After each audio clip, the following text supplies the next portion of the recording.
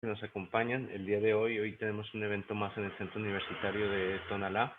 A nombre del rector, el maestro José Alfredo Peña Ramos, les damos la bienvenida a este que será sin duda pues un evento explicativo de mucha utilidad, sobre todo para todos aquellos que estudian las ciencias jurídicas, el derecho, pero también para todas las personas en general. El día de hoy vamos a hablar de las funciones del corredor público, que es una figura que sabemos muchas veces que existe, pero cuyas funciones, cuyas atribuciones a veces desconocemos. Y para esto pues es importante tener pues estos antecedentes. Quiero decir que este evento se organiza gracias a la iniciativa de la Academia de Derecho Privado del Departamento de Ciencias Jurídicas del Centro Universitario de Tonalá, de la División de Ciencias Sociales, Jurídicas y Humanas, y que por ello agradezco pues al maestro Héctor Salazar, por el cual tuvimos la posibilidad de hacer la gestión de esta actividad. El día de hoy pues nos va a acompañar el maestro Edgar Daniel Castillo, no solo digamos un experto en el tema de la correduría pública, sino pues también un colega que resultó ser colega generacional, ¿no? Es con mucho gusto un egresado y formado también de la Universidad de Guadalajara. Y para presentarlo, pues se encuentra con nosotros pues una maestra del claustro de profesores de nuestro centro universitario, una maestra muy querida y muy admirada, la maestra Lucía Flores, quien se va a quedar con nosotros para dirigir esta sesión. En este sentido, pues no me resta más que agradecer a todo el público que nos acompaña y espero que esta charla les sea de mucha utilidad. A Edgar Daniel le quiero agradecer su disposición por colaborar con esta su alma mater, su casa de estudios, y espero que no sea la última de las intervenciones que tenga Edgar Daniel con nosotros, sino el principio de muchas más que podamos hacer para beneficio mutuo, tanto de la institución como del mismo. Muchísimas gracias, Edgar, por estar con nosotros, y dejo en el uso de la voz en representación del Departamento de Ciencias Jurídicas y de la Academia de Derecho Privado a nuestra estimada maestra, la maestra Lucía Flores, que conducirá el evento. Muy buenas tardes a todos, espero que este evento sea de su agrado.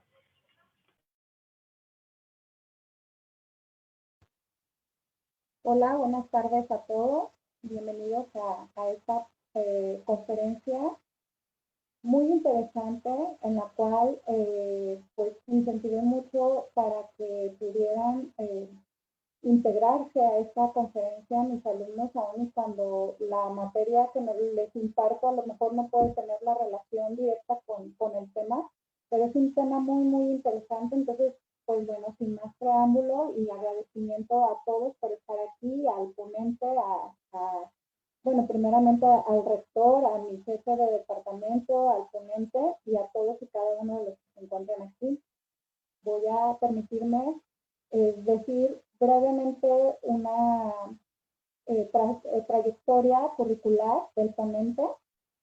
Él es abogado egresado de la Universidad de Guadalajara, como lo comentó el jefe de departamento, Marcos. Es maestro en análisis tributario por la Universidad de Guadalajara, egresado del Seminario de Gobernabilidad Corporativa por parte del Instituto Mexicano de Mejores Prácticas Corporativas. Actualmente cursa la maestría en Derecho de la Empresa en la Universidad Panamericana con la aplicación del método de caso. Es profesor de la Cátedra de Derecho Mercantil en la Facultad de Derecho de la Universidad Autónoma de Guadalajara.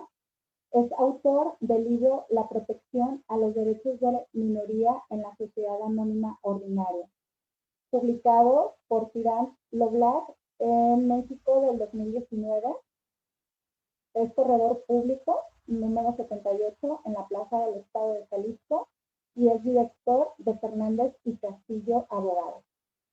Pues cedo el uso de la voz al corredor público que nos va a comenzar a transmitir estos temas tan interesantes y pues adelante maestro Edgar.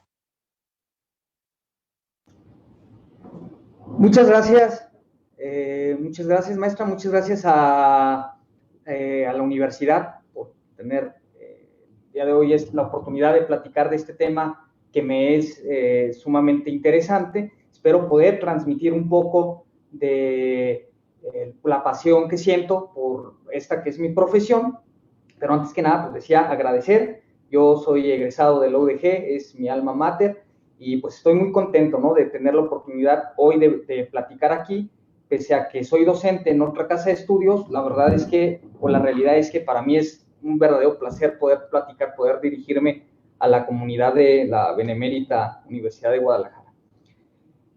Vamos a platicar, pues, de una institución jurídica especializada en materia mercantil que ha tenido una transformación a través de años. Originalmente su función fue la de intermediar entre vendedores y compradores y satisfacer ciertas necesidades económicas de quienes querían vender, quienes querían comprar, lo que fue propiciando que a este experto se le asignaran funciones como perito evaluador, asesor jurídico, árbitro para efectos comerciales, hasta ser considerado también un fedatario público mercantil desde hace ya más de 130 años, ¿sí? Es decir, no estamos hablando de una institución nueva, sino de algo, pues, que ya tiene tiempo y tiene mucha tradición. Evidentemente hablamos, pues, de la correduría pública. Ahora, para entender una figura jurídica, pues se necesita conocer los principios conforme a los cuales se originó. Decía por ahí el maestro Ignacio Burgoa que el solo conocimiento de la ley no comprende ni agota el conocimiento de una institución jurídica. Si yo digo que conozco al pie de la letra una ley, eso no agota la sabiduría del derecho, ¿sí? Puesto que la ley, a final de cuentas, es únicamente una expresión normativa del derecho. Entonces, hay que saber lo que la fuente real del texto legal, es decir, antecedentes históricos, principios filosóficos, sociológicos, políticos, culturales, hasta económicos, que influyen en el derecho. ¿Y por qué comento todo esto? Porque justamente vamos a platicar un poquito, o vamos a iniciar esta plática de manera muy breve, porque no es un tema histórico el que quiero yo exponer, pero tenemos que conocer los antecedentes, ¿sí? La Ley Federal de Correduría Pública, vigente, data del 93. Sin embargo, bueno, propiamente del 92, entra en vigor en el 93. Sin embargo, como les decía, la figura es antiquísima, va mucho más tiempo hacia atrás, va decenas, un par de milenios incluso hacia atrás, y es necesario que comprendamos un poquito esto, aunque sea de manera somera, para poder entender cómo llegamos a la correduría actual y cuáles son todas estas funciones que puede desempeñar el corredor público. Tenemos nosotros que propiamente el corredor puede ser considerado, o existían profesionistas que ejercían esta profesión desde las primeras civilizaciones que empezaron a desarrollar el comercio.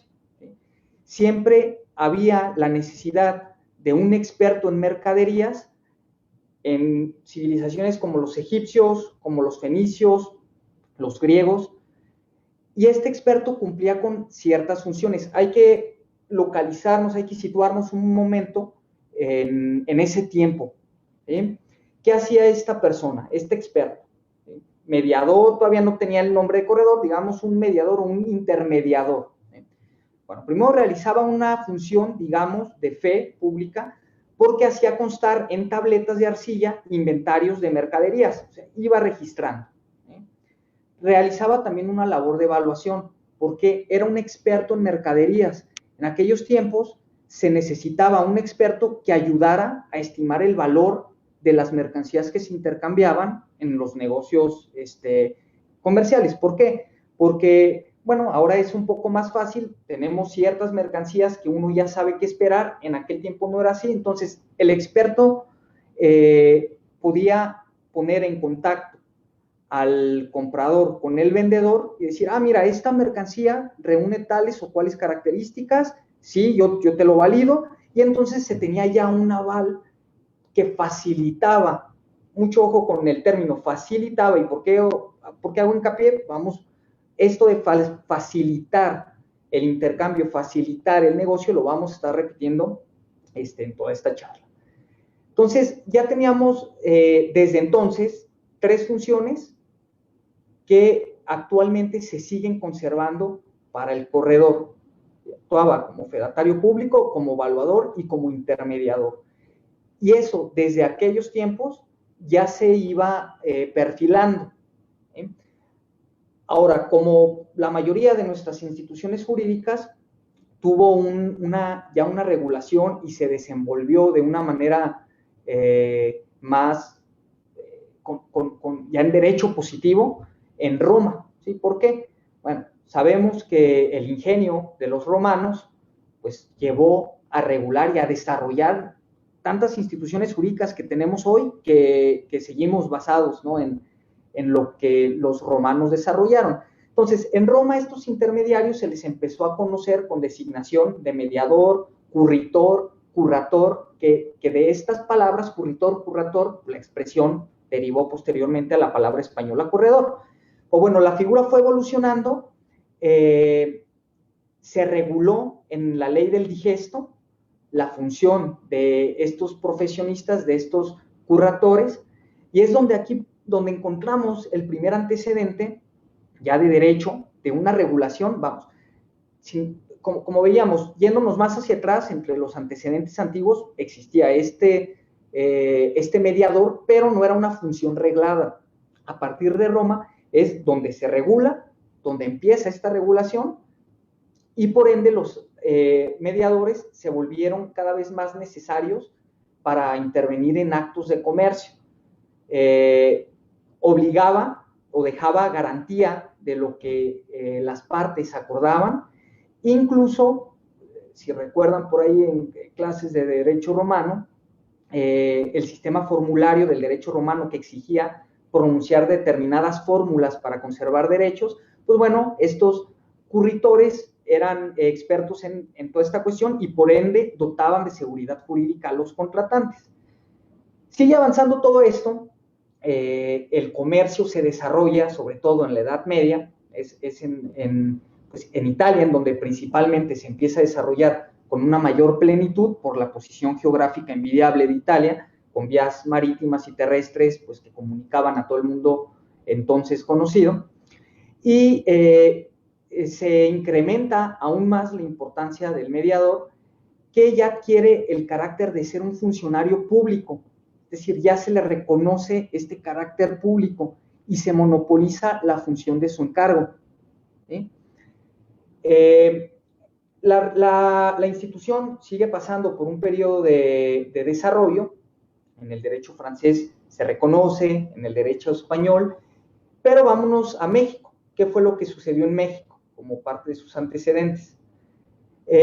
Vamos a distinguir aquí dos puntos, la época colonial y ya en el México independiente. Y bueno, primeramente, en 1567 el rey Felipe II dictó las primeras leyes que ya reglamentaron a México en esta etapa, que reglamentaron la función del corredor en México en esta etapa. ¿Sí? Se encuentran consignadas en la recopilación de las leyes de India y se le siguen reconociendo estas mismas facultades que veíamos desde antes en las civilizaciones más antiguas que desarrollaron el comercio, se le siguen reconociendo en esta época colonial, en 1567, fedatario público, perito y agente intermediador. Aquí ya tenemos este primer antecedente que rigió ya en territorio mexicano. En el México precolombino hay figuras similares, pero bueno, ya es otra historia, no vamos a ampliar tanto en el término histórico, aunque es muy interesante, pero bueno, por ahí quien guste pues puede investigar un poco más, y yo también quedaré, al final están mis datos, quedaré a sus órdenes en caso de que existiera alguna duda al respecto o se quisiera orientar para investigar más a fondo. Ya en la época independiente, el primer antecedente que tenemos, ya mexicano como tal, fue en 1833 que se publica el reglamento de arancel y corredores de la Ciudad de México y ya se establecen ciertas obligaciones de manera ya detallada. En México, bueno, hemos tenido 3 códigos de comercio. El primero de ellos, el de 1854, el Código Lares, clasificó a la correduría pública como un oficio auxiliar del comercio y desde entonces estableció ya la necesidad de contar con una autorización por parte del Estado para el ejercicio de la profesión. Entonces, desde 1854, primer Código de Comercio, ya se reconocía la figura. El segundo Código de Comercio mexicano se dicta 30 años después, en 1884, y en él ya se empezaron a establecer ciertos impedimentos para el corredor. Por ejemplo, se le impide ser comerciante y tener algún empleo público, ¿sí? Debe ser independiente. Y finalmente, en el último Código de Comercio mexicano, el de 1889, que recordemos que es el aún vigente, lo expidió Porfirio Díaz, entonces, bueno, ya llovió bastante. En este código se reglamenta el corredor y se establece que es el agente auxiliar de comercio con cuya intervención se proponen, ajustan y otorgan los contratos mercantiles.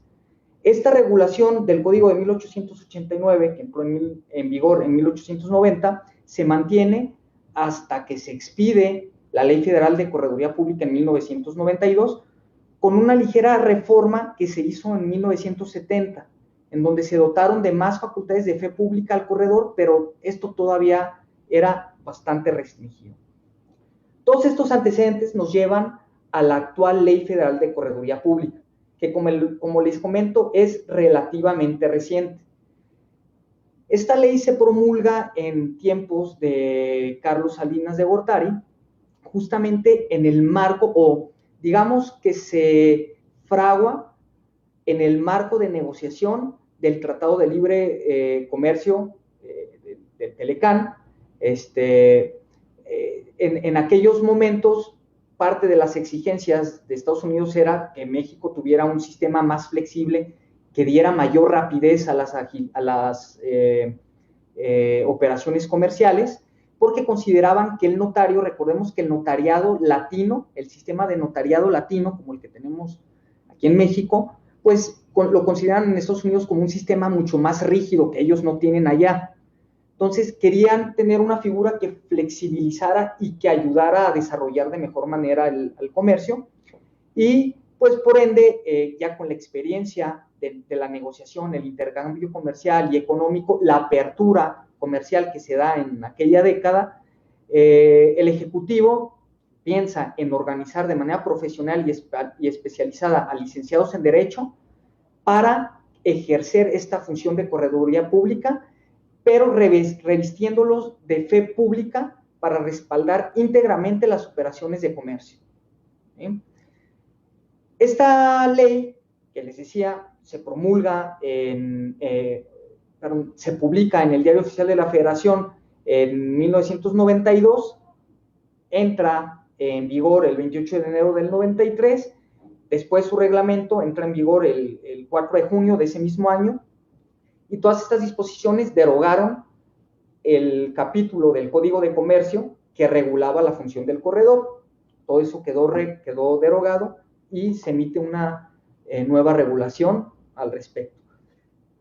Hay que destacar cuáles fueron los objetivos que tuvo el Ejecutivo Federal para expedir esta ley, que ya lo platicamos un poquito, ¿no? En parte era la exigencia que había de Estados Unidos, sobre todo, Estados Unidos y Canadá, digamos, para, como parte de los acuerdos en el marco de negociación del Tratado de Libre Comercio. Entonces, era facilitar objetivos, digamos, centrales que se destacan en la iniciativa y en la exposición de motivos del Ejecutivo.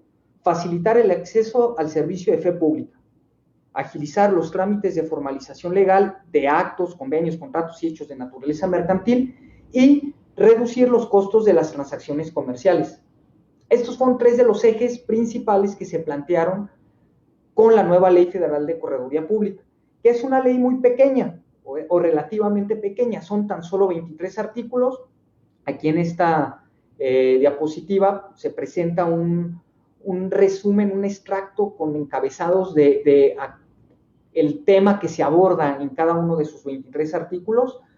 No vamos a analizar todos el día de hoy porque no es el objeto de esta exposición, pero sí vamos a ver algunos de ellos, los que son más relevantes, para que podamos entender cuáles son las funciones del corredor público, cómo se llega a ser corredor público, la forma en la que actúa o directrices de la actuación del corredor público, y los deberes y obligaciones y sanciones, incluso prohibiciones que existen para el corredor público. El reglamento, digo nada más como acotación, bueno, la ley tiene 23 artículos, como les decía, el reglamento tiene un poquito más, son 80 artículos, pero bueno, en todos ellos, entre reglamento y ley, se regulan pues ya la cuestión de exámenes que hay que acreditar para ejercer, expedir y revocar la habilitación de corredor público, vigilar cuál es la autoridad que vigila la actuación del corredor público, la imposición de sanciones en caso de que incumplamos con algún deber, etcétera. Vamos a ver, pues, el punto toral, donde nos vamos a detener un poquito más, ahora sí ya después de toda esta introducción del desarrollo de la figura, para ver qué hace un corredor público, cuáles son las funciones que tiene un corredor público. El artículo 6º de la ley es el que establece estas funciones. Y aquí lo primero que hay que advertir es que tenemos 5 funciones. Es como si tuviéramos 5 trajes. Yo agarro uno, me pongo este traje, luego voy y lo cuelgo, agarro otro traje y me lo pongo. Son 5 funciones que la propia ley nos dota para la prestación de nuestros servicios profesionales. El primero de ellos, acorde a toda la evolución que ya vimos, corredor público es un intermediario mercantil. En este sentido, la fracción primera de este artículo 6º, establece que el corredor puede transmitir e intercambiar propuestas entre 2 o más partes respecto de cualquier bien o servicio que se ofrezca en el mercado, no importa si es mercado nacional o internacional. Es decir, intermedia, pone en contacto oferta y demanda, ¿sí? Además, respalda a las partes que se interesen en el negocio, orientándoles de la mejor manera, de la más eficiente de llevar a cabo sus operaciones, proponiendo figuras jurídicas idóneas, etc. Es un agente de comercio, es decir, se encarga en este sentido de fomentar los negocios de los comerciantes. Aquí nuevamente decimos que es un facilitador de negocios, ayuda a facilitar que se lleve a cabo un determinado negocio. Además, pues el corredor brinda seguridad, confianza, eficiencia, porque es un experto en el tráfico mercantil, es un experto que entiende, debe tener la sensibilidad y entender cómo funciona el comercio para poder apoyar en su desarrollo. No es un simple intermediario, es un mediador experto, imparcial, que interviene pues, para ajustar la contratación mercantil en general. Esta es la primera de las funciones que se tienen y que forma parte de su esencia, viene desde el principio, ¿no? Desde que surge el comercio, se tiene presencia de este tipo de expertos en mercancías o en mercaderías.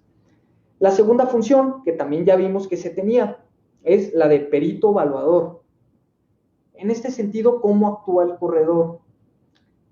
Queda facultado por la ley para estimar, cuantificar y valorar los bienes, servicios, derechos y obligaciones que se someten a su consideración. Y puede ser esto a petición de particulares o por mandato o por solicitud de autoridad.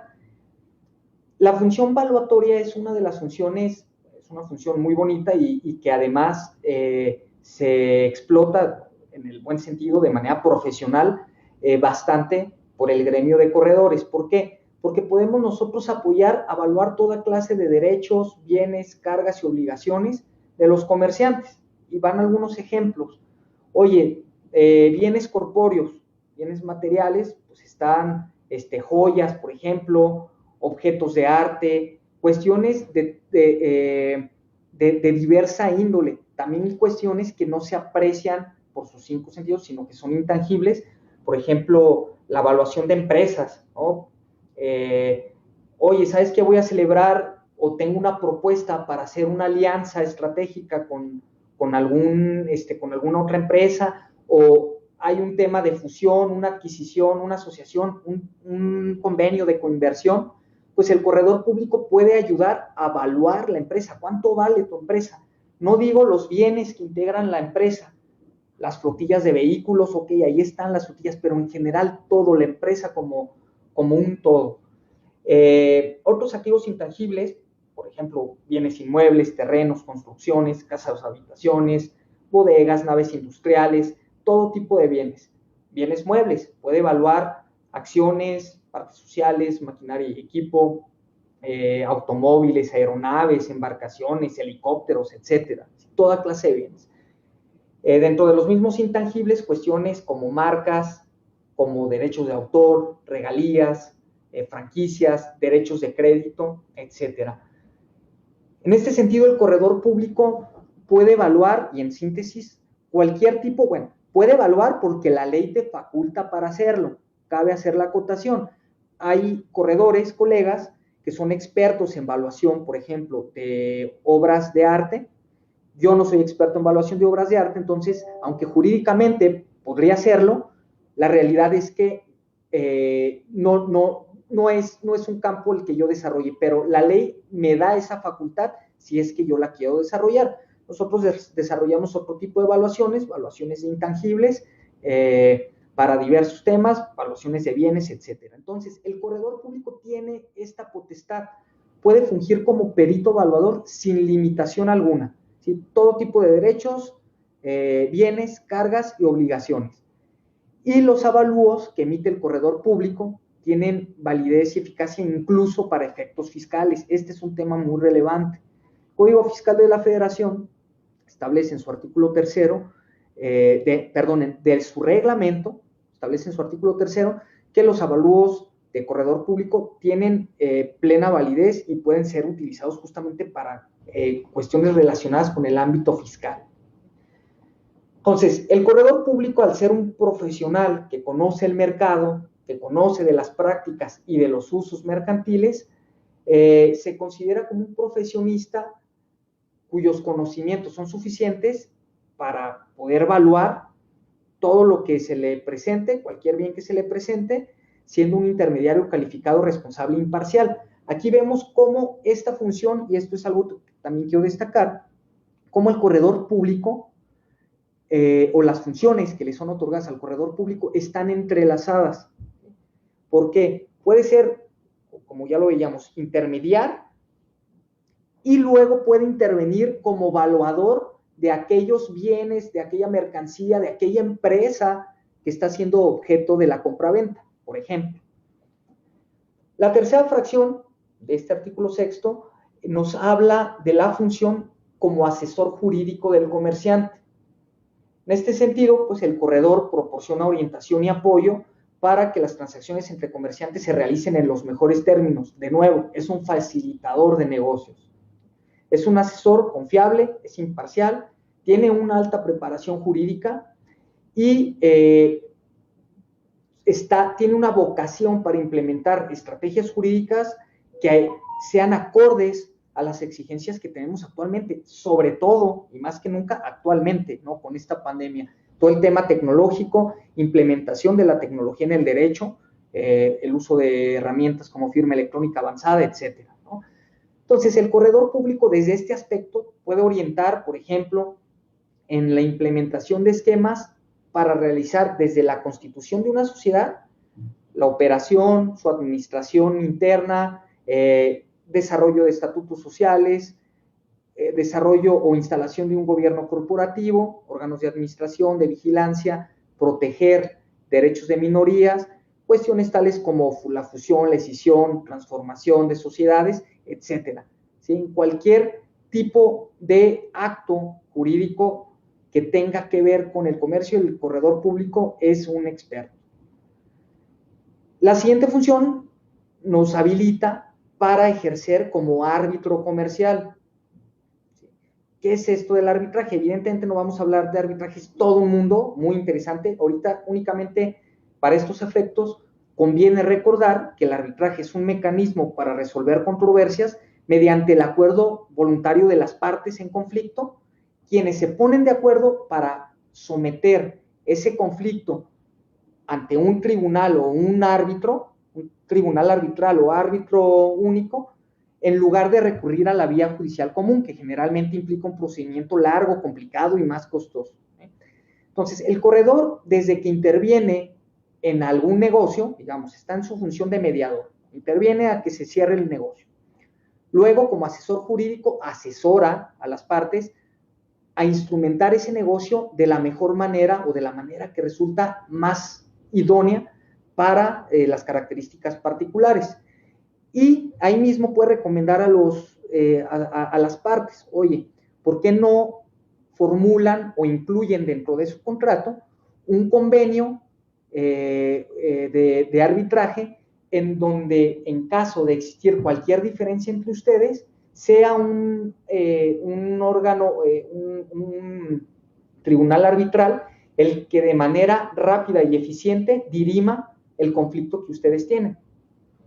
El arbitraje, a final de cuentas, igual que un procedimiento judicial, se formula o dentro de él se formula un juicio sobre la aplicación de una norma jurídica a la situación concreta que se resuelve.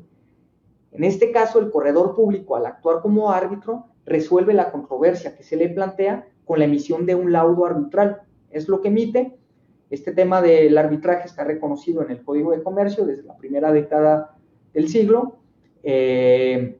justamente por ser un tema de gran desarrollo a nivel internacional. Entonces, bueno, es otra de nuestras funciones, otro de nuestros trajes, de los trajes que podemos usar los corredores.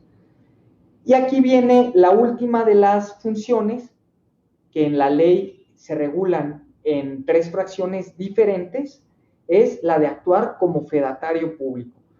Y esto es algo muy interesante porque esta fracción ha dado, desde mi punto de vista, es la que ha originado un mal entendimiento de la correduría pública. Pues hay quien de repente piensa que somos notarios, pero mercantiles. La realidad es que el corredor público no es un notario. Tenemos en común con los notarios que tenemos fe pública, pero nuestras funciones son distintas. Y bueno, el legislador decidió dividir en 3 fracciones del artículo 6º las funciones del corredor público como fedatario. ¿Qué es la fe pública? Antes que nada, muy en términos muy generales, pues la fe pública es una función del Estado, ¿sí? El Estado puede robustecer con una presunción de veracidad y eficiencia los hechos y actos jurídicos que se someten a su amparo. Les dota de una eficacia especial y esa eficacia especial se la transmite a los fedatarios. La fe pública originalmente permanece al Estado y se la delega a aquellos fedatarios, en este caso al corredor público en particular. El legislador dividió en forma separada, como les decía, en estas 3 fracciones, que es la quinta, la sexta y la séptima. Aquí en la diapositiva no puse esas, únicamente puse las 5 funciones, pero ya en la ley, fracciones quinta, sexta y séptima, desarrolla esta cuestión. Primero, la fracción quinta habla de los actos y contratos, de la fe pública que tiene el fedatario, el corredor, perdón, para intervenir en los actos y contratos de naturaleza mercantil. Oye, ¿sabes qué? Se va a celebrar un crédito, un contrato de crédito muy fuerte, lo vamos a pasar a través, o lo vamos a pasar con el fedatario público corredor, el corredor tal, por ejemplo, tiene fe pública. Ya vimos que la fe pública, justamente, dota de una eficacia especial al instrumento. ¿Sí? Es una presunción de veracidad y eficacia de los hechos que constan en el acto. Luego, la fracción sexta se refiere a los actos en materia de sociedades mercantiles. El corredor público, como tal, como un facilitador del comercio, está facultado para intervenir en toda clase de actos, para dar fe en toda clase de actos mercantiles en materia societaria, desde la constitución de una sociedad hasta su liquidación, pasando por todo lo que puede pasar, modificaciones estatutarias, cambio de los órganos sociales. Un momento, voy a poner esto aquí en silenciador. Cambio de los órganos sociales y demás procedimientos que se prevén en la ley de sociedades mercantiles, por ejemplo, la amortización de acciones, etc. Y finalmente, la fracción séptima se refiere a la función fedataria del corredor en temas de emisión de copias certificadas, ¿sí? Cotejos y certificaciones de copias.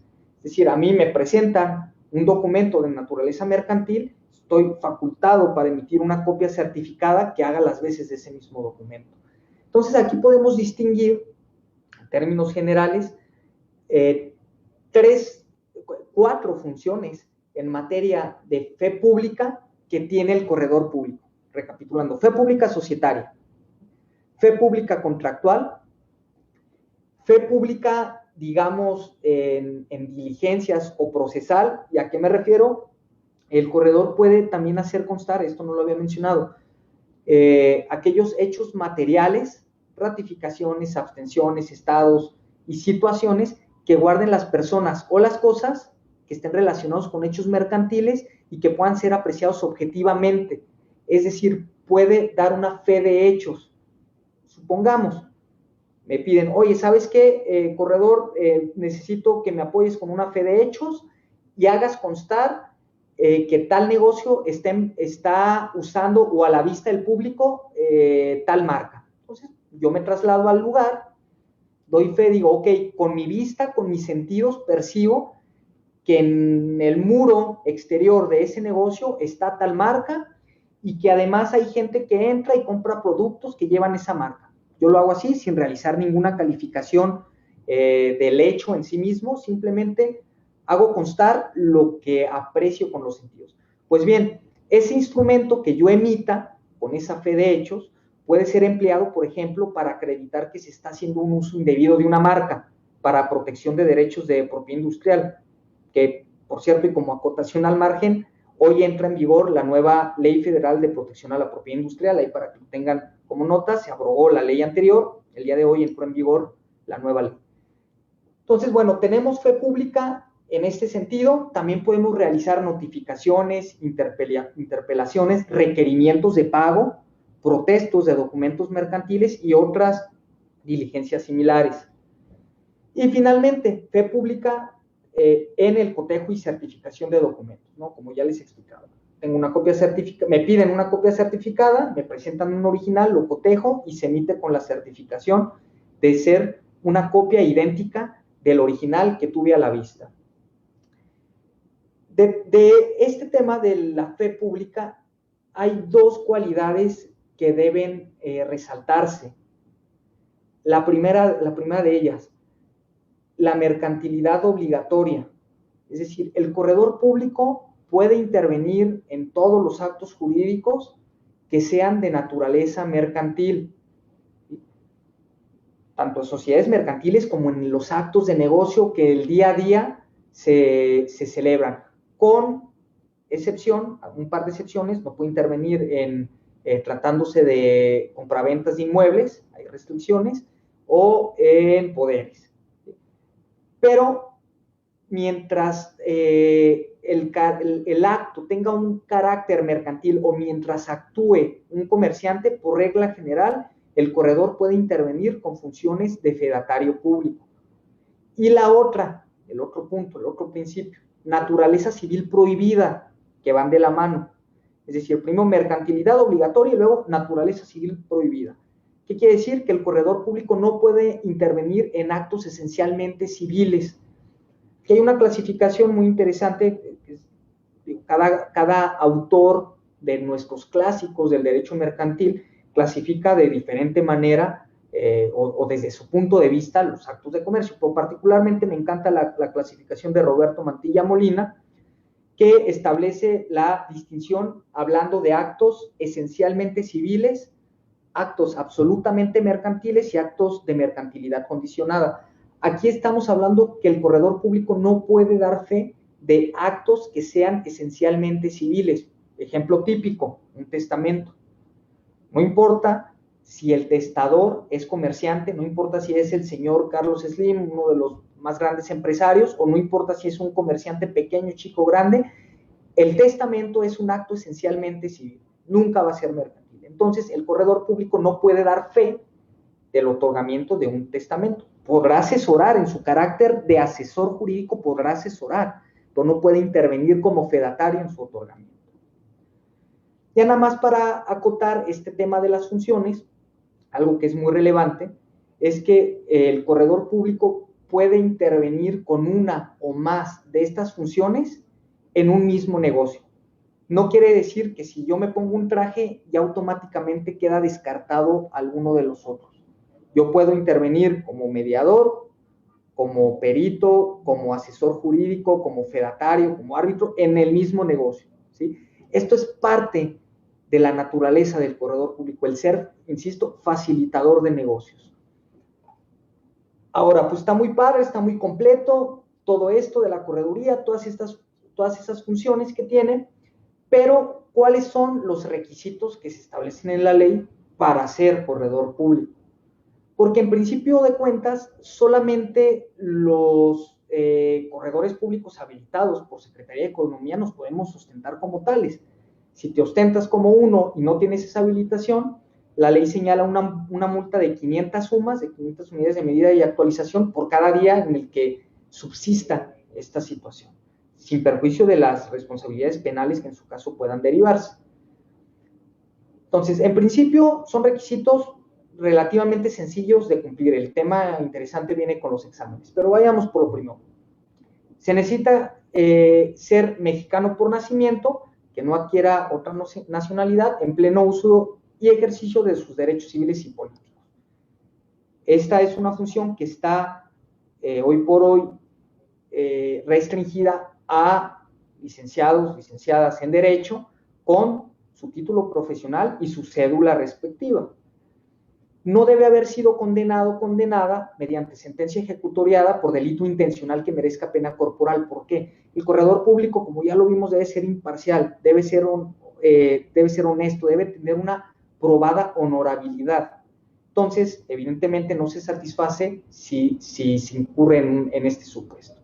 Y bueno, aquí lo interesante que les decía, debe solicitar, presentar y aprobar los exámenes. Y un requisito adicional es para el primer examen se debe acreditar una práctica de por lo menos 2 años, una práctica profesional de por lo menos 2 años, y para presentar el examen definitivo, adicionalmente una práctica de 1 año en el despacho de un corredor o de un notario. Desde mi punto de vista debería de ser únicamente en el despacho de un corredor, no propiamente de un notario, porque pues las funciones, como decíamos, como veíamos, son muy distintas.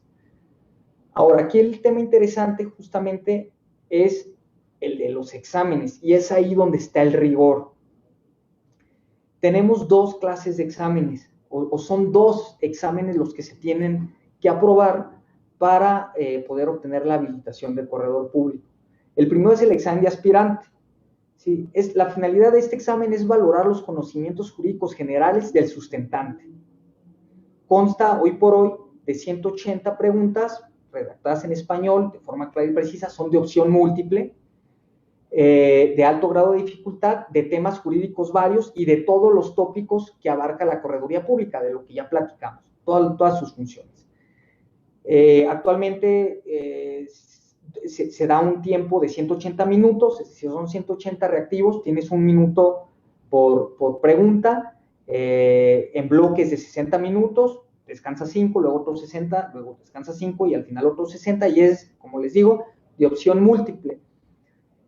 La estadística que muestra el colegio, o una estadística que muestra el Colegio de Corredores Públicos de la Ciudad de México, que llama la atención, es que solamente una persona de cada 100 que lo presenta tiene la posibilidad de aprobarlo en el primer intento. 2 personas de cada 100 que lo presentan tienen la posibilidad de aprobarlo en la segunda o en la tercera oportunidad, y 12 de cada 100 de la cuarta oportunidad en adelante. Entonces, esto nos habla de la complejidad de este examen. Son 180 preguntas, como les decía, para ser aprobado.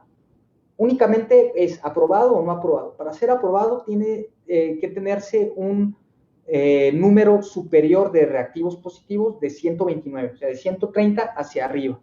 Realmente hay un margen amplio, pero no obstante, pues esta estadística es complicada.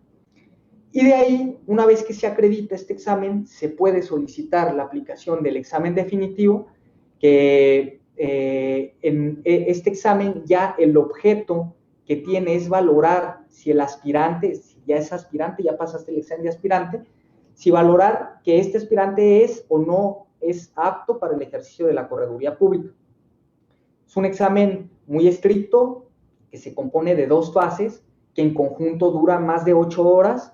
En la primera de ellos, pues el sustentante debe acreditar fehacientemente su talento y preparación, porque se le encomienda el desarrollo, la resolución de un caso práctico. ¿sí? Se ponen 10 sobres al inicio del examen, el sustentante elige uno al azar, lo abre y lee el caso práctico.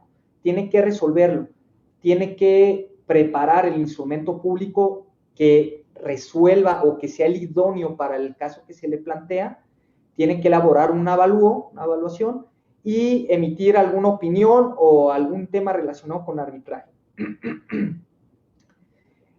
Finalizada esta prueba, para la cual tiene 5 horas, en la fase escrita, viene la prueba oral, que en ella un jurado que se compone de un representante de Secretaría de Economía, un representante del gobierno del estado en el que se presenta el examen y un representante del colegio de corredores del mismo estado en el que se presenta.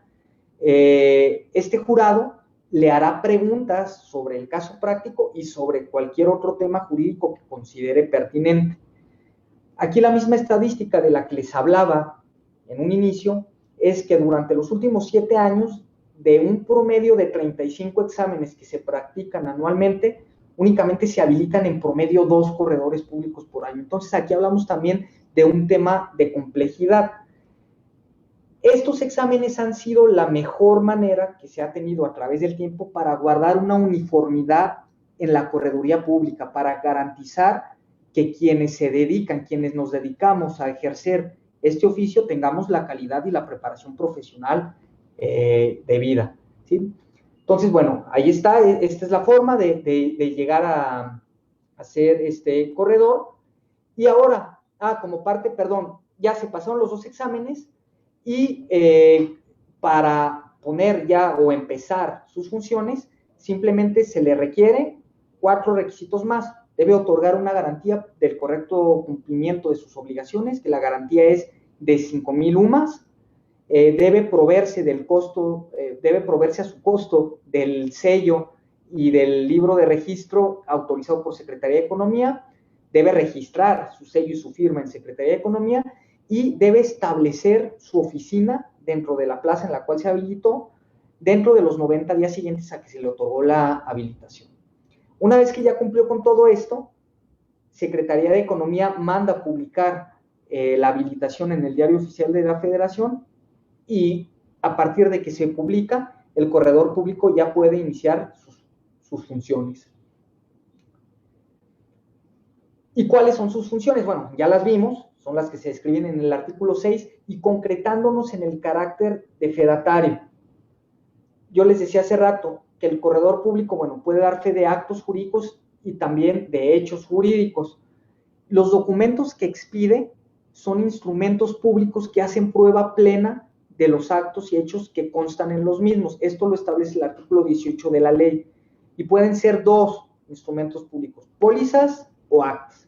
¿Cuál es la diferencia de una y otra? Es muy sencillo.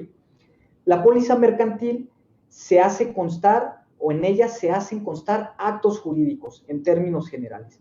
¿Qué es un acto jurídico? Recordemos, es una manifestación exterior de la voluntad con vista de producir, de crear, transmitir o extinguir derechos o obligaciones y que produce sus efectos porque la ley sanciona esa voluntad. Eso es un acto jurídico, una manifestación de la voluntad. Un contrato, la constitución de una sociedad, una declaración unilateral de la voluntad en algún sentido determinado, etc.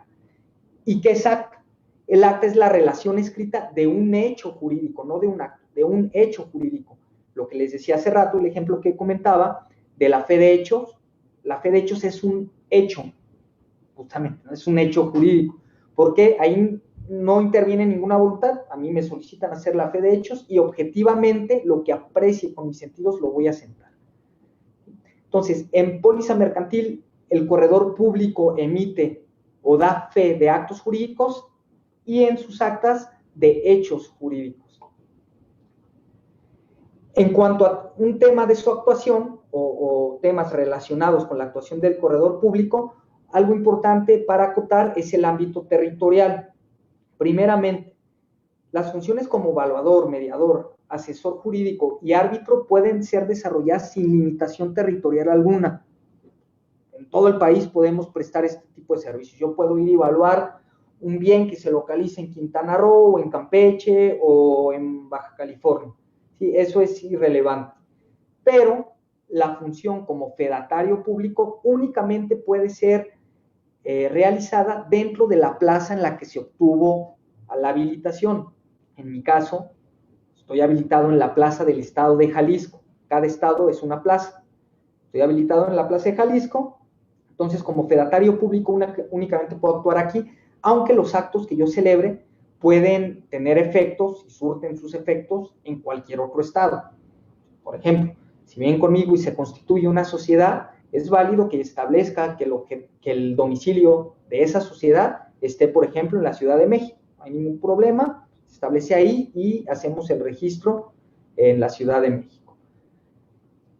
En cuanto al tema de honorarios, no hay un arancel. La ley establece que podemos pactar libremente nuestros honorarios, simplemente debemos poner en un lugar visible cuáles son los costos o los honorarios de los principales servicios que nosotros prestamos, pero no es un arancel uniforme, ¿sí? Entre corredores públicos no lo hay, a diferencia, por ejemplo, de gremios como el notariado, que se manejan con aranceles, o incluso existe un arancel de abogados, por ejemplo, en el estado de Jalisco. El corredor público no está sujeto a un arancel y debe prestar el servicio siempre. ¿Qué sentido? Es un servicio público, aunque no es un funcionario público, el corredor público sí presta un servicio público. Por ende, la ley establece como las únicas causales para excusarse de prestar el servicio, es decir, válidamente decir, ¿sabes qué? No te puedo prestar el servicio, es en caso de prohibición legal, en días festivos y feriados u horas inhábiles. Esta es una causal como les digo, para excusarse, no quiere decir que no lo podamos hacer. Si yo quiero prestar un servicio en días y horas inhábiles, adelante, ¿no? La ley no lo limita, simplemente no es algo que esté obligado a hacer. Y también, si los interesados no anticipan los gastos que se requieran, entonces el corredor público puede excusarse de la prestación del servicio. Hay ciertos deberes y prohibiciones que simplemente enumeramos, a los cuales está sujeto el corredor público en su actuar: ejercer personalmente su cargo, proponer negocios de manera puntual, con claridad, precisión, exactitud. Debemos orientar a las partes sobre el valor y los alcances legales de los actos que celebran, guardar secreto profesional, dar facilidades a Secretaría de Economía para que nos pueda revisar, para que nos pueda realizar visitas de inspección, y algunas otras que se establecen en diferentes leyes y que a cuyo cumplimiento nosotros estamos sujetos. Y como parte de las prohibiciones, también existen algunas. De entrada, se nos impide ser comerciantes o ejercer, ser comisionistas. No podemos ser factores o dependientes. Evidentemente, no puedo yo dar fe de un acto que me interese a mí en lo personal o que interese a alguno de mis familiares más cercanos, a mi cónyuge, ascendientes, descendientes en línea recta, y algunos otros, porque bueno, ahí hay un conflicto de interés y evidentemente yo como fedatario estoy impedido para actuar. No puedo actuar en actos que no sean de naturaleza mercantil, ni tampoco si el hecho o acto es ilícito, ¿no? Evidentemente son prohibiciones, entre otras. Esto es lo relevante. Aquí llegamos a un punto toral de esta exposición, y ya mero perfilándonos hacia el final, con una pregunta que probablemente pude haber planteado desde el inicio de la exposición y empezar respondiendo qué es un corredor público. Sin embargo, de forma intencional lo quise poner en este punto después de que ya analizamos sus antecedentes, ya analizamos sus funciones, la forma en la que debe actuar, algunos de sus obligaciones, y por qué entonces lo pongo hasta este momento. Bueno, por ahí un colega, corredor público 9 del estado de Sinaloa, escribió un artículo que me hizo reflexionar y me identifiqué mucho, y él decía: ¿qué sucede si en una plática normal, una charla cotidiana, le preguntas a alguna persona, oye, ¿a qué te dedicas? Y esta persona a lo mejor te dice, soy abogado, soy médico, soy psicólogo, soy arquitecto, dentista, etc.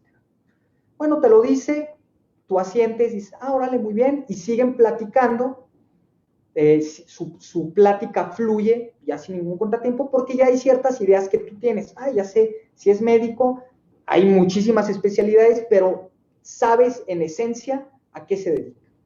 En cambio, cuando me preguntan a mí, ¿a qué te dedicas? Y les digo, corredor público, generalmente esto viene acompañado primero de una cara como de extrañez, de no sé de qué me está hablando, y luego viene acompañada de alguna de las siguientes preguntas. A veces te dicen, ¿eres como un corredor de bolsa? O te preguntan, ¿eres como un broker? O en el peor de los casos, incluso, ¿eres corredor de maratones, de carreras? Y aunque sí me gusta correr, eso es independiente, ¿no?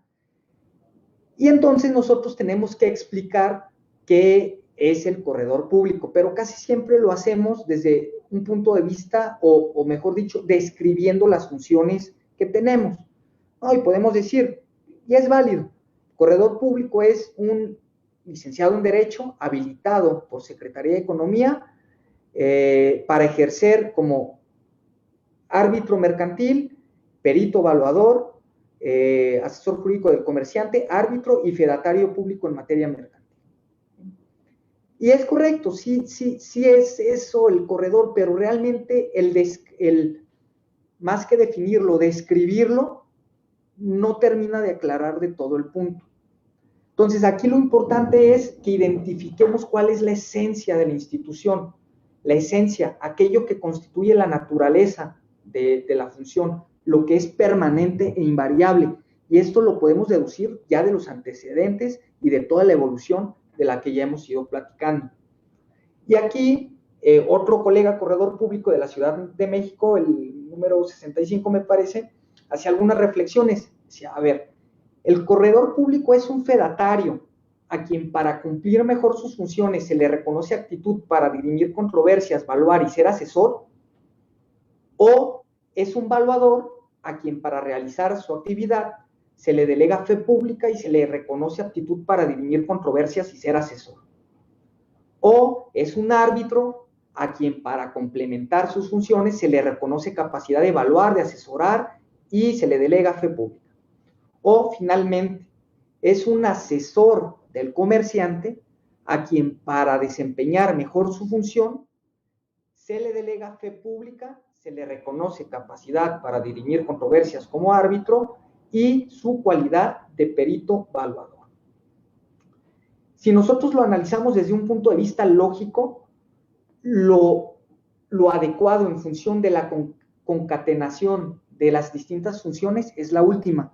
Es decir, somos asesores jurídicos especializados en materia comercial y de negocios. Esta es nuestra esencia.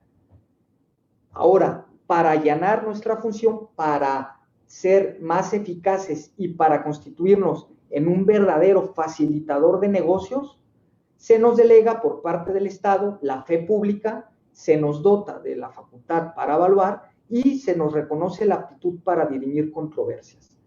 Esta es la esencia de la correduría pública. Somos abogados corporativos. Como abogados corporativos en general, hay muchos abogados corporativos, muchos abogados que se dedican a esta cuestión, pues el corredor público es un abogado más que se dedica al tema corporativo, únicamente con la ventaja que la ley le dotó de todas estas cualidades para dar un servicio más completo, para realmente facilitar la realización de negocios. Y es aquí donde, ya para finalizar, pongo simplemente una relación de algunos puntos en donde el corredor público puede intervenir con sus funciones, los cuales ya hemos ido abordando en toda esta charla. Empezando, como les decía, por el área corporativa, al intervenir como un asesor jurídico, como un fedatario, puedo yo, por ejemplo, puede el corredor, por ejemplo, intervenir en un acta de asamblea, en una convocatoria para asamblea, luego redacta el acta de asamblea, luego él mismo da fe, o sea, formaliza esta acta y se encarga de toda la gestión en el registro público. ¿Qué es lo que hace? Bueno, un abogado corporativo que no es un corredor, pues bueno, podrá asesorar en la celebración de la asamblea, podrá redactar el acta, pero a final de cuentas va a tener que ir con un corredor o con un notario para poder formalizar, en lugar de hacerlo todo, de tener la facultad de hacerlo todo. Esto todavía es más dramático en otro tipo de actos, por ejemplo, en la compraventa de acciones.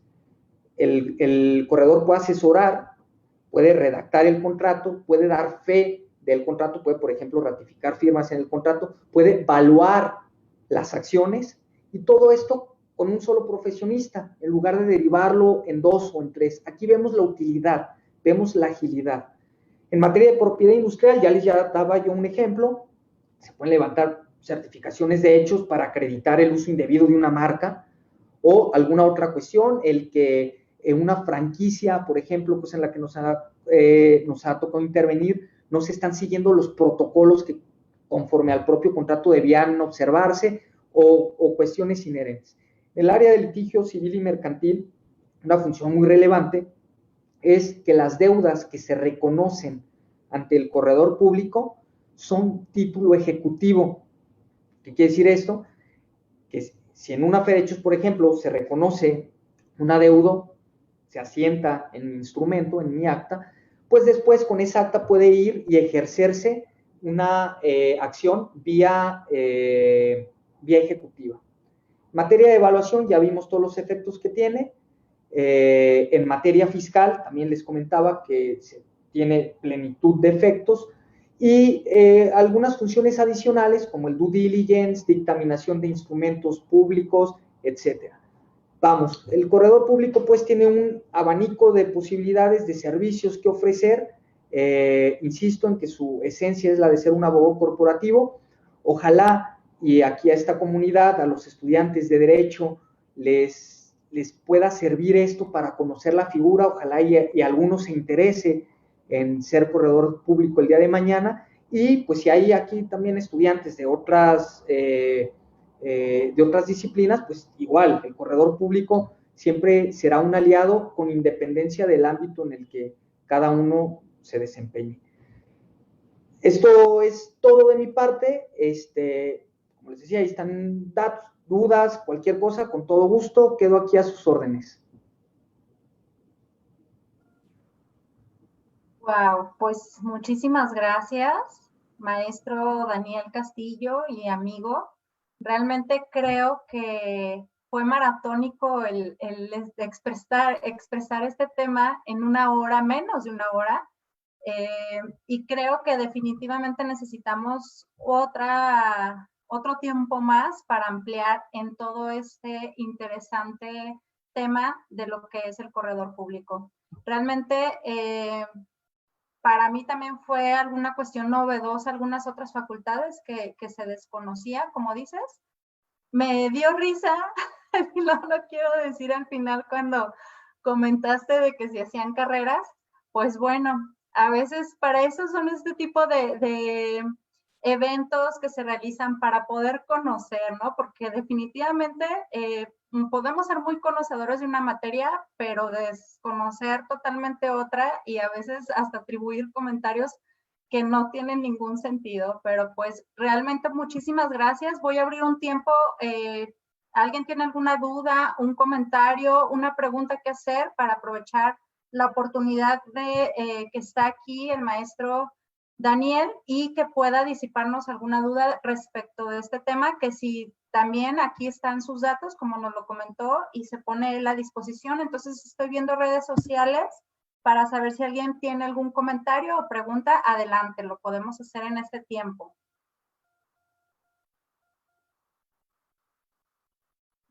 Veo nada más pues comentarios de felicitaciones, excelente ponencia, muy clara. ¿Hay alguna duda? ¿Alguien que quisiera hacer alguna duda, una pregunta o un comentario? De una vez aprovechen para poder tener la oportunidad de que aquí nos disipe las preguntas que tengan. Muchísimas felicitaciones, ¿eh? Estoy viendo así como que todos los mensajitos y pues bueno, van 90 y tantos mensajes o comentarios de felicitaciones a la ponencia. Y bueno, aquí hay una pregunta personal que te hace Jesús González. Dice que ¿cuánto tiempo llevas siendo corredor público? ¿Te ves muy chiquito o qué? Gracias. Bueno, gracias por las felicitaciones. En general es un placer. Y tengo yo 5 años ejerciendo. Mi habilitación se publicó el 2 de marzo del 2015. Perfecto, muchas gracias. Y Roberto dice, ¿puede el corredor ser socio o accionista en una empresa independiente donde no haya conflicto de intereses? Sí, puede el corredor, vamos, decíamos que una de sus prohibiciones es ser comerciante. Sin embargo, si yo soy accionista de una sociedad, el carácter de accionista no me hace per se comerciante. El comerciante es la sociedad. Entonces sí se puede. Obviamente, y como también mencionaba aquí el comentario, no puedo yo, por un tema de conflicto de intereses, yo no podría formalizar ningún acta de esta sociedad, no podrá intervenir en su constitución ni en ningún acto posterior, ¿no? Pero sí puede participar el corredor. Muchas gracias. Iván Hernández dice, ¿cómo podría acceder a trabajar como un corredor para cumplir con el requisito del segundo examen? Pues aquí es cuestión, bueno, de acercarse a una correduría pública, se pueden hacer prácticas. Tenemos en el colegio de corredores, y, si no mal recuerdo, digo, habría nada más que confirmarlo, pero en el colegio de corredores de Jalisco había un convenio con la UDG para prácticas profesionales y con algunas otras universidades. Entonces, pues ahí se pueden matar 2 pájaros de un tiro, ¿no? Hacen sus prácticas y al mismo tiempo, o sea, sus prácticas para efectos de titulación y sus prácticas para satisfacer también con este requerimiento. Ok, que si tomaste alguna preparación especial para el examen. Pues yo en su momento tomé de lo que sí tomé un curso particular para afinar fue en el tema de evaluación. Bueno, evidentemente nuestro desarrollo como abogados en la facultad, pues no conlleva nada de evaluación, ¿no? Donde vemos muchos temas financieros, muchos temas de diversa naturaleza.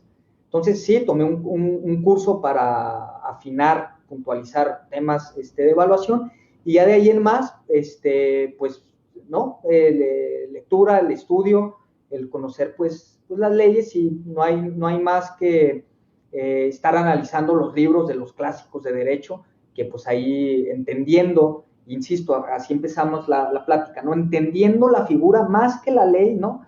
Que digo, aquí está la ley y pues uno va y la compra y pues ahí está, no sirve de nada aprenderte un artículo si no lo entiendes y si no sabes de dónde viene. Cuando entiendes eso, ya entonces razonas mucho más fácil todo y ya realmente no es tan difícil. Gracias. Vamos a dar tiempo ya nada más a otras 3 preguntas que hicieron, rápido. ¿Cuál es la situación más difícil para un corredor público? La situación más difícil en el campo profesional, o sea, que esté sobre la marcha, o sea, un negocio que digas, caray, bueno, esto es complejo, no lo sé, digo, la verdad es que hay muchos casos que pueden ser, muchos asuntos que pueden ser muy complejos, pero temas, insisto, como de adquisiciones de empresas, fusiones, escisiones, son temas que suelen ser complejos, pues suelen ser más que difíciles, retos profesionales.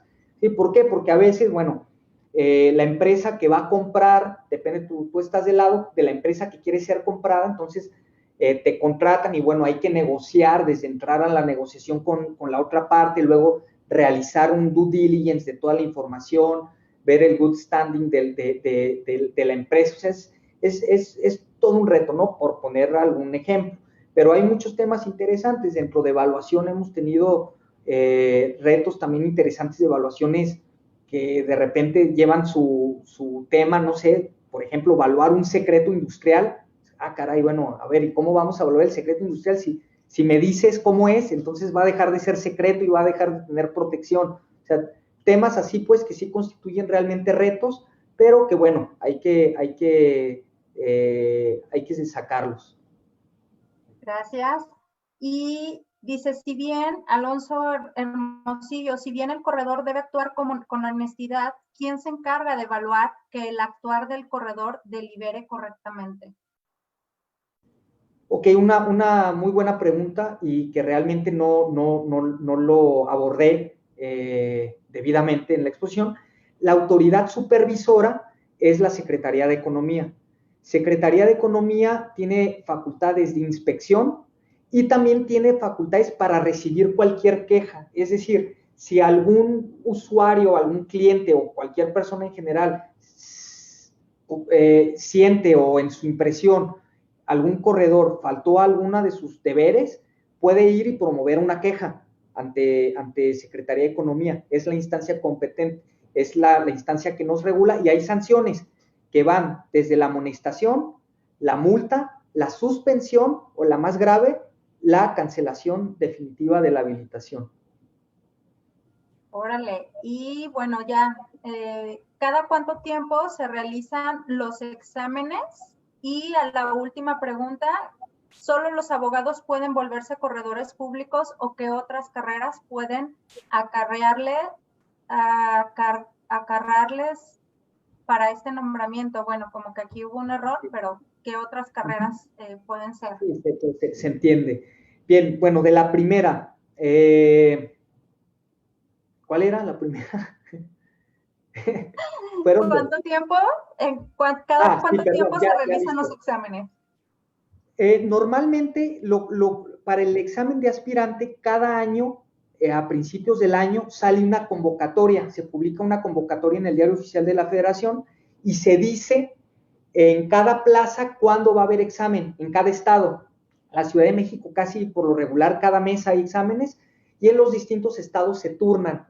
Aquí en Jalisco usualmente es el primer trimestre del año cuando hay exámenes de aspirante, pero hay un calendario, ¿sí?, que se publica. Y digo, ¿por qué lo digo usualmente? Porque actualmente ya con, bueno, el tema de la pandemia evidentemente nos cambió todo a todos, pero también, pues, temas, pues, ya ahí del gobierno, falta de recursos a Secretaría de Economía, al área a la Dirección General de Correduría Pública, pues, ha cambiado un poquito todos estos esquemas, hay menos exámenes. Y en los exámenes definitivos se solicitan y también se programan. Y usualmente, insisto, vienen 2 veces por año o hay exámenes 2 veces por año de examen definitivo en cada estado, dependiendo que existan corredores que quieren hacer el examen en ese estado. Entonces, esto sí es algo un poco variable. En este tiempo de pandemia se han suspendido, no ha habido exámenes, entonces si es este año, pues es como un stand-by. Vamos a ver cómo se reanuda y pues motivar, ¿no?, a la gente para que se interesen en la figura. Y la última pregunta, si actualmente solo los licenciados en Derecho pueden acceder a la habilitación como corredor público. El corredor público, antes de la Ley Federal de Correduría Pública, el regulado en el Código de Comercio, sí podía ser también un licenciado no me acuerdo, licenciado en comercio, no recuerdo las denominaciones, pero estaba abierto a más profesionistas. Y la realidad, si me preguntan, yo creo que no se debería de restringir solo a los abogados. ¿Por qué? Porque como ya vimos, se requieren distintas funciones. O sea, yo como corredor, como abogado, sí puedo evaluar, o sea, sí puedo adquirir los conocimientos para evaluar, pero entonces, ¿por qué no sé, un administrador de empresas o un financiero no puede adquirir los conocimientos para dar fe pública, por ejemplo? O sea, me parece que es un poco, esta es una impresión particular y me parece que es un poco desigual, pero si hoy por hoy solo los abogados podemos ser corredores. Pues muchísimas gracias. Ojalá hubiéramos tenido más tiempo para seguir, pero voy a conceder el uso de la palabra al doctor Marco Antonio Núñez para hacer el cierre. Gracias. Bueno, pues muchísimas gracias, Edgar Daniel, el maestro, que hizo una exposición que de verdad fue de una amplitud, pero también de una concisión tan interesante para propios y extraños el derecho. Yo creo que con esto muchos de nuestros estudiantes van a tener mucho más clara la función de un corredor público y con ello también las funciones de otras instituciones del derecho, ¿no? Que a veces se confunden. Y yo creo que gracias a tu exposición, que va a quedar grabada en la página del Centro Universitario de Tonalá, podemos tener una herramienta poderosísima para conducir a los estudiantes del centro y también para la población en general que quiera conocer sobre las funciones. Ante esto no me resta más que agradecerte mucho, Daniel, reiterarte que las puertas del centro universitario están abiertas. Ojalá podamos hacer muchas más cosas, ojalá podamos hablar más de lo que se hace en la correduría pública. Igual podríamos instalar talleres o algunos otros tipos de ejercicios que estés dispuesto a realizar con nosotros. Nosotros muy contentos de que la universidad sea un punto de intersección y de encuentro entre diversos profesionistas del derecho y sobre todo de gente que salió de esta propia casa de estudios, ¿no? No hay nada más bonito que colaborar con la institución que te formó. Y por eso mismo te agradecemos muchísimo, Daniel, tu presentación, así mismo como agradecemos a la maestra Lucía Flores por conducir este evento, de parte de la Academia de Derecho Privado y de parte del Departamento de Ciencias Jurídicas. Desde aquí le mando un saludo y un abrazo al maestro Salazar, que como presidente de la Academia ha impulsado esta serie de actividades, y al maestro Lucatero, ¿no? Como secretario mismo de esta institución, que ha facilitado, ¿no? También llevar a cabo esta gestión de actividades. Y a ambos, como a la maestra Lucía, por haber invitado pues al maestro Daniel a esta conferencia y porque hoy nos dejan un material que no solo servirá para todos los espectadores que vieron la conferencia, por cierto, muy comentada, y eso nos motiva a seguir haciendo este tipo de cosas. Eso habla muy bien, digamos, de nuestro ponente y estamos muy contentos de ello, Daniel, de que te hayas llevado, digamos, las palmas virtuales, ¿no? Ya ves que todo ahora es virtual. Y bueno, pues no me resta más que agradecer al personal del Centro Universitario de Tonalá, a la coordinadora de CTA, a la maestra Dulce, a Liz Villalpando de difusión, que siempre está atenta para llevar a cabo este tipo de ejercicios del Departamento de Ciencias Jurídicas, y sobre todo a Max, ¿no? Max, que es el que siempre está y nunca se ve, porque todos los webinars del CUT están ahí el Max está atrás y nadie lo conoce, ¿no? Es un poco así como el personaje escondido, ¿no? La mano que mece el webinar. Y a todos ellos, los trabajadores del CUT hacen posible esto, ¿no? Sin ellos, pues poca cosa se puede hacer y a veces nos olvidamos de que existen, ¿no? Y yo quiero aprovechar este webinar para agradecerles a todos ellos, agradecer nuevamente al maestro Daniel, a la maestra Lucía, y a nombre del doctor Tadeo Eduardo V. Contreras, director de nuestra división, quien manda un saludo tanto a Edgar como a Lucía, de la División de Ciencias Sociales, Jurídicas y Humanas, así como el maestro José Alfredo Peña Ramos, rector de este centro universitario, quien también les saluda y les agradece la ponencia. Despedimos este evento recordándoles que aquí tienen una conferencia más que pueden checar para conocer, ¿no?, a profundidad esta institución tan interesante como la Correduría Pública y que se queda almacenado en el depositorio de videos del Centro Universitario de Tonalá. Sin decir más, pues muchísimas gracias, Edgar, muchísimas gracias, Lucía, muchísimas gracias, Max, y muchísimas gracias a todo el auditorio que estuvo atento a este evento, y pues no me resta más que decir que tengan una muy buena tarde a todos.